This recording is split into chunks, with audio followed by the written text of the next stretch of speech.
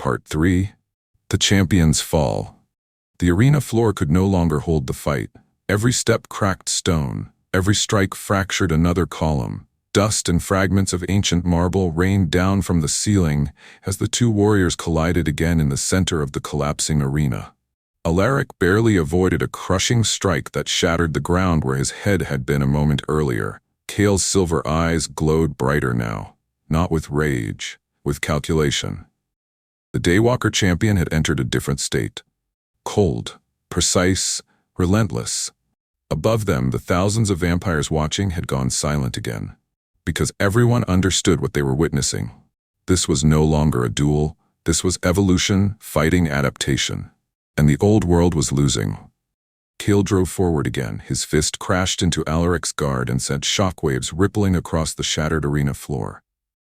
The impact lifted Alaric completely off his feet.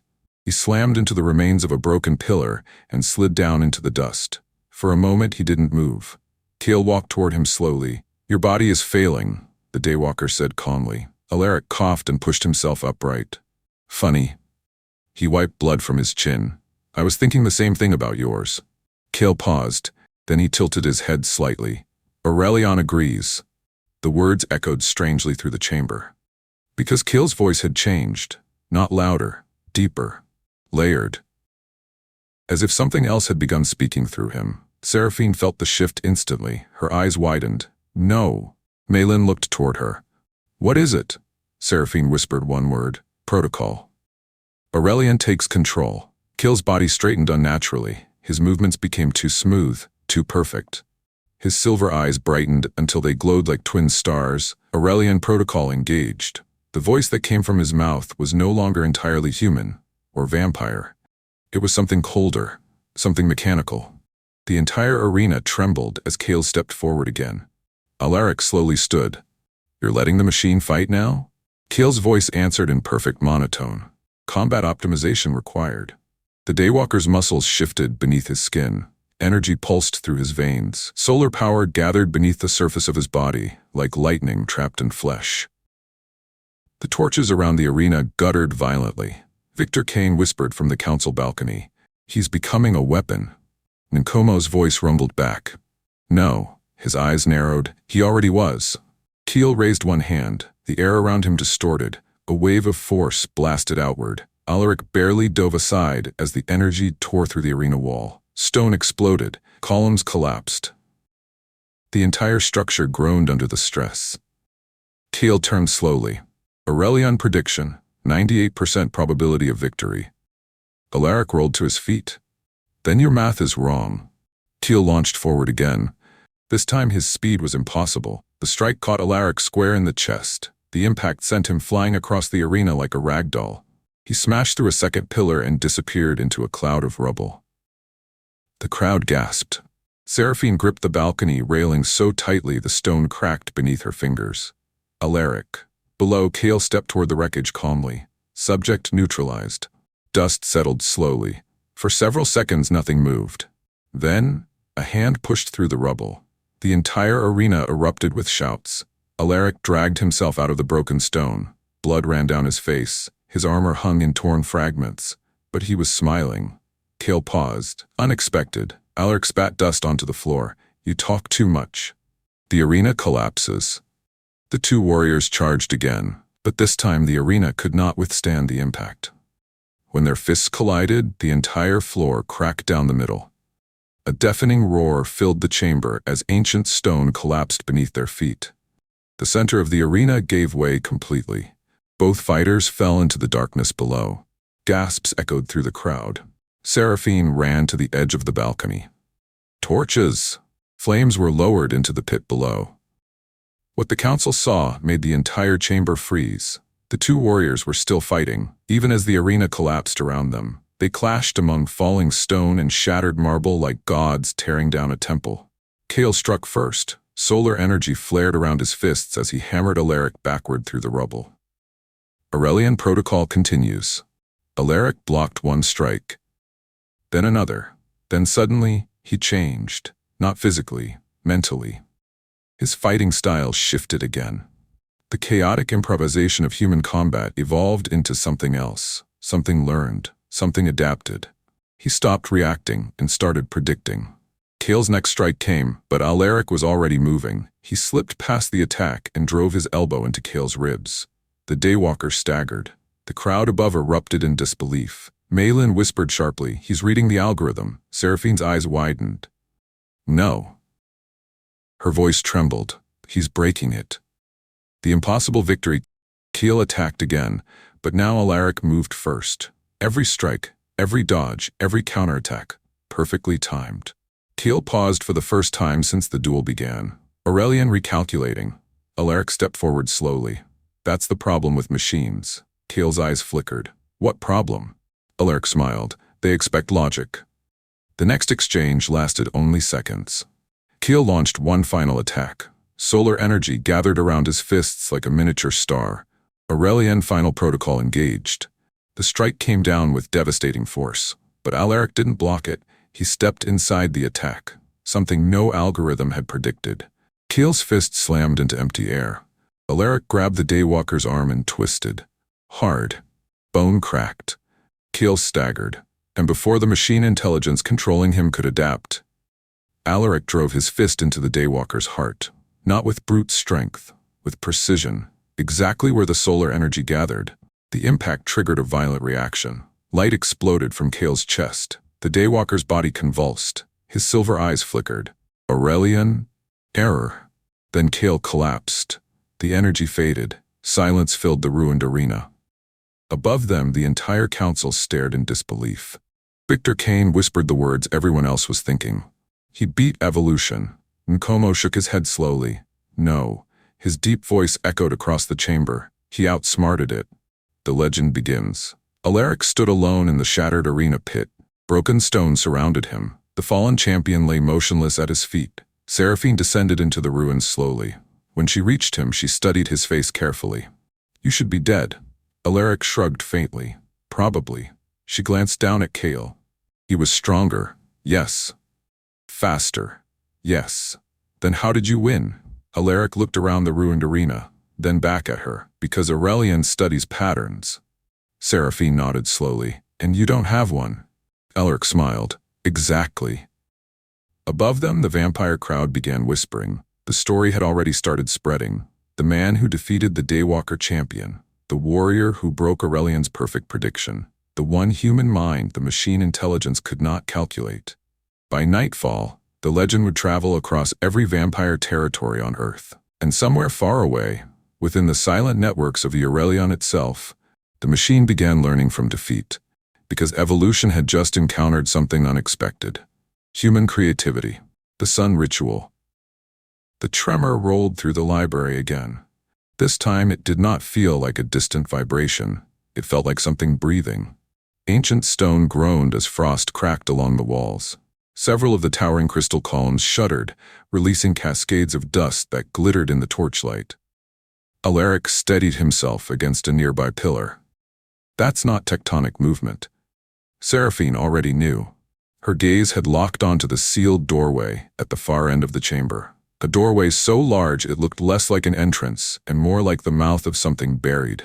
The ice covering it had begun to fracture. Thin spiderweb cracks spread across the frozen surface. Something behind it moved again. Slow, heavy, patient. Alaric followed her stare. "That's the prison?" Seraphine nodded. "Yes."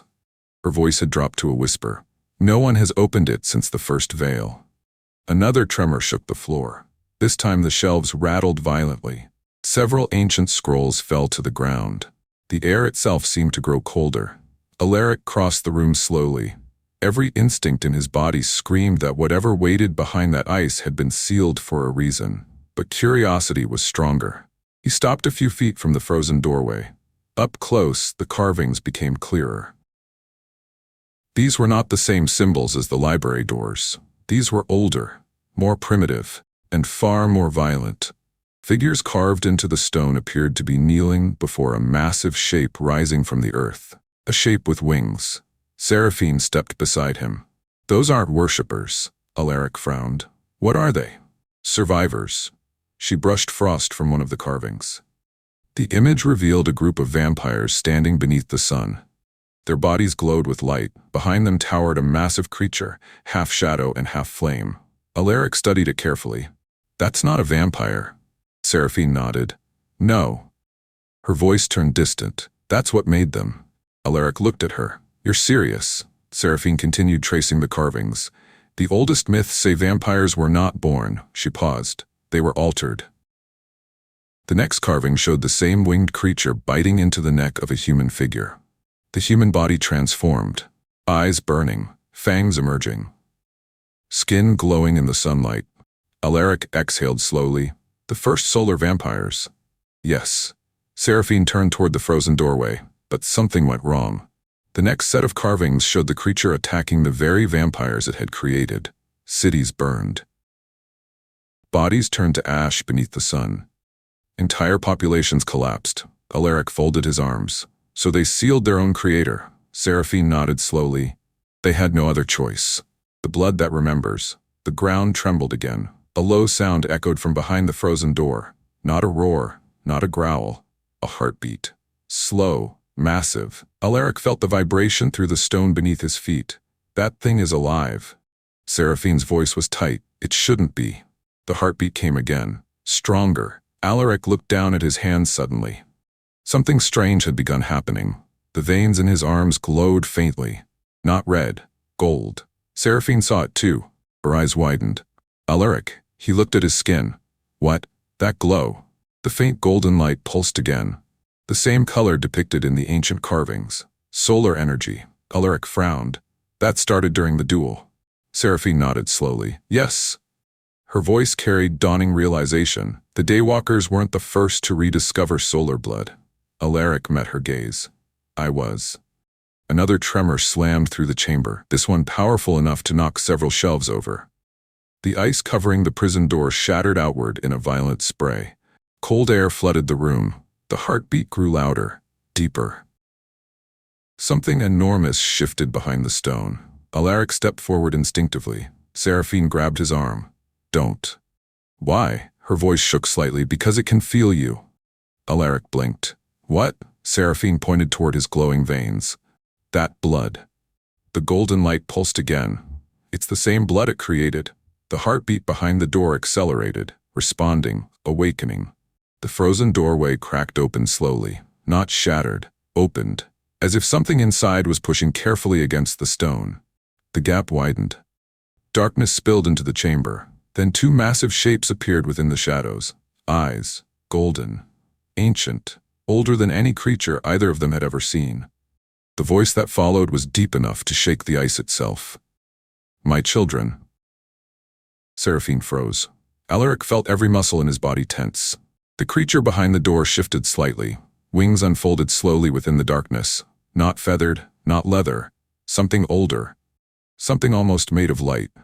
After all this time, the golden eyes focused directly on Alaric. "One of you has returned." Alaric swallowed. "That thing thinks I belong to it." Seraphine whispered back. "In a way." She gestured to the glowing veins in his arms. "You might." The creature pushed forward slightly. Its immense form remained mostly hidden in the prison chamber, but the sheer size of it was impossible to ignore. Its wings scraped the stone ceiling. "The sun calls to you." The voice filled the entire library, as it once called to all of you. Seraphine stepped forward carefully. "Who are you?" The creature's eyes shifted toward her. "You have forgotten." Its wings moved slowly. "But your blood remembers." The golden gaze returned to Alaric. "You are the beginning again." The ground trembled once more, and this time, the prison door cracked completely open. The ritual changes. Seraphine stepped back. Her mind raced through the ancient texts she had studied for centuries. Every failed sun ritual, every warning sealed in the library. They had all been missing one piece of the story. The creature spoke again. "The ritual you seek," its voice softened slightly, "was never meant to restore you." Alaric frowned. "Then what was it meant to do?" The creature's eyes gleamed. "Awaken me." Seraphine felt a chill spread through her entire body. The sun ritual was not about restoring solar vampire blood. It was about breaking the prison, and if they completed it, they would free the being that had once nearly destroyed their species. Alaric looked toward the ritual circle. then back toward the creature behind the broken door. "Well," he muttered, "that complicates things." Seraphine nodded slowly. "Yes." Her voice trembled slightly. "Very much. Because the ritual they had come to perform might not save vampire kind. It might end it." Part 3. The Sun Ritual begins. The ancient creature waited in the darkness beyond the broken prison door. Its massive wings shifted slowly, scraping against stone that had not been touched in thousands of years. Each movement sent faint tremors through the library floor. Seraphine did not look away from it, but she also did not retreat. Alaric stood beside her, watching the immense shape in the shadows with the same measured calm he had carried into the arena against Kale. For several seconds, neither of them spoke. Finally, Alaric broke the silence. "That thing wants us to perform the ritual." Seraphine nodded slowly. "Yes." The creature's golden eyes brightened slightly. "Because it is your destiny." Seraphine's voice cut through the chamber like a blade. "No." The creature paused. Its massive head tilted slightly within the darkness. Seraphine turned toward the ritual circle in the center of the library. "We will perform the ritual," she said.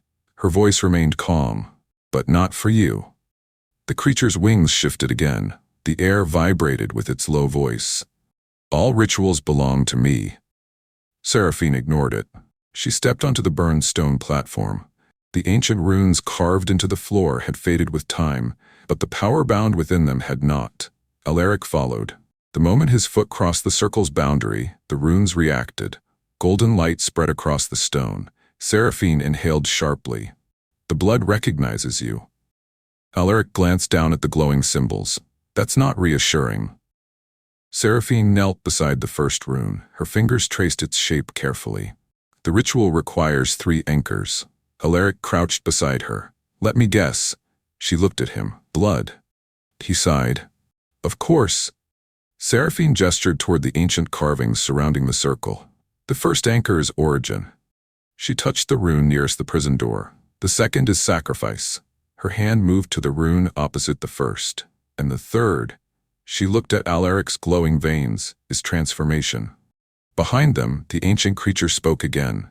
Its voice filled the entire chamber. "The ritual will awaken what sleeps in your blood." Alaric muttered quietly, "Helpful commentary." Seraphine stood slowly. Her expression had become very focused, very precise. "Once we begin," she said, "we cannot stop." Alaric nodded. "What happens if we fail?" Seraphine looked toward the prison doorway. The creature watched them silently now. "If we fail," her voice softened, "the prison opens completely." Alaric followed her gaze. "That's bad." Seraphine nodded. "Yes." "Extinction level bad?" "Yes."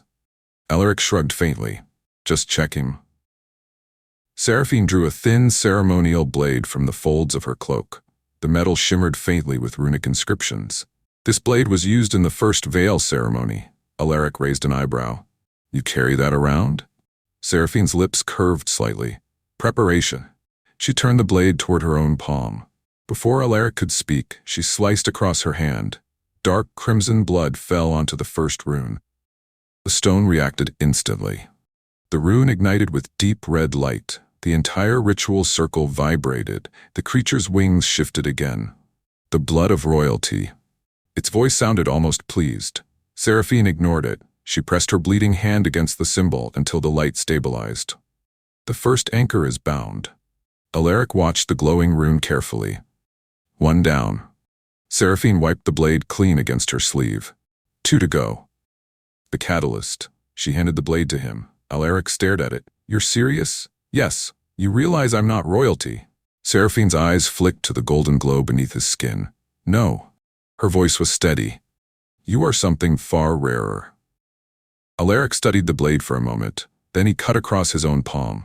The moment his blood touched the second rune, the reaction was explosive. Golden light burst from the symbol like a miniature sun. The entire ritual circle erupted with energy. Alaric staggered back. "What the?" Seraphine grabbed his arm. "Hold it." The rune beneath his blood pulsed violently. The golden light raced through the entire runic circle. Behind them, the ancient creature's voice deepened. "The blood returns." The massive wings spread wider inside the prison chamber. "The sun remembers." The ritual circle blazed brighter. Alaric looked down at his glowing veins. That's not normal. Seraphine nodded grimly. No. The energy inside the circle continued building. Faster. Stronger. The third rune remained dark, unactivated. Seraphine stepped toward it slowly. If we complete the ritual, she whispered, the blood will change. Alaric frowned. You mean vampires won't burn anymore? Yes. And if we don't? Seraphine's voice dropped. The energy will break the prison anyway. Alaric exhaled slowly. So either way, that thing wakes up. Seraphine met his eyes. Yes, Alaric sighed. Well? He stepped closer to the final rune. Let's do this right then. The ritual awakens. Seraphine placed both hands over the final symbol. This anchor requires both of us. Alaric stood opposite her. The golden light around them had grown intense. The creature's eyes glowed brighter in the shadows. Complete the ritual. Seraphine ignored the voice. Focus on the sun, she told Alaric. I've spent most of my life avoiding it. Try harder. Alaric closed his eyes. For a moment, nothing happened. Then the golden light inside his veins surged. The final rune ignited. The entire ritual circle exploded with blinding brilliance. The ground shook violently. Ice cracked across the library ceiling. The ancient creature roared from within the prison chamber. Yes! The roar shook the Antarctic citadel itself. Far above them, vampires throughout the fortress felt the shock wave ripple through the stone. Back in the ritual chamber, Seraphine struggled to maintain control of the energy pouring through the runes. Alaric. His eyes snapped open. What? The ritual is pulling too much power. The creature's wings slammed against the prison walls. Free me. The prison door shattered further. Chunks of ancient stone fell into the chamber. Seraphine realized the terrible truth. The ritual was not stabilizing the prison. It was breaking it. Alaric looked toward the opening prison chamber, then back at the blazing runic circle. Well, he muttered, that's not ideal. Seraphine fought to contain the ritual energy swirling around them. If we stop now, the energy will explode. Alaric nodded. And if we finish? Seraphine whispered one word. Evolution. Behind them, the ancient creature laughed. A sound older than human civilization, or destruction. The runes burned brighter. The ritual had begun, and there was no stopping it now.